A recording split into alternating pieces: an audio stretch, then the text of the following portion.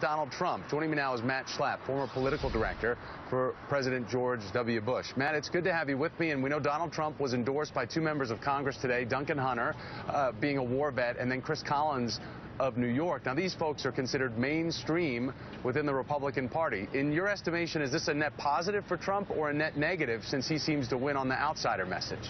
You know, Thomas, I've been saying all along that this is just not the year to rack up a bunch of endorsements from elected officials. But Donald Trump is kind of unique to this rule in the sense that because he's such an outsider, as you see senators and congressmen, governors, elected officials start to endorse him, it just demonstrates the fact that people are, it's starting to sink in that he just might become the nominee and they want to be with the winner.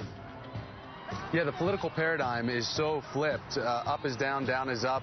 As we look at the past, though, Donald Trump, compared to those that have had the nomination before him at this point, more votes than Romney did in 2012 right, and McCain in 2008. So if primary history, Matt, is the guide here, is he the likely nominee, or is there a candidate left standing that's positioned to beat him?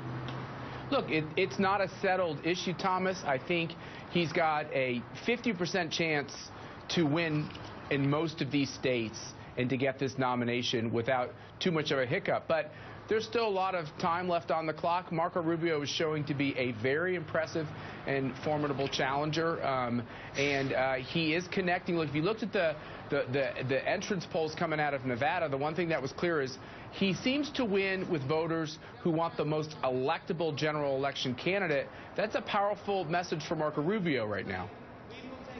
But when we think about the contest so far, and that most of the nominees have always had to go through New Hampshire or South Carolina to claim that victory, or Ohio for that matter, or excuse me, Iowa for that matter, does Marco Rubio have the strength to keep moving forward, the confidence from the party and American voters to really pull it off?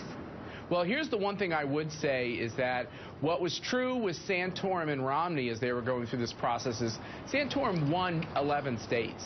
Santorum was beating Romney in states. And what we're not seeing, besides Iowa, where Ted Cruz was the victor, if these candidates want to be in this nominating contest for the long haul, they got to start winning. Rubio's going to have to win in Florida. Cruz is going to have to win in Texas. Is going to have to win in Ohio. Those are just home states. That's just the very basic. And they're going to have to get W's on top of that. If you don't get W's, if you don't get wins, you're really not showing that you have any chance to get the nomination at all.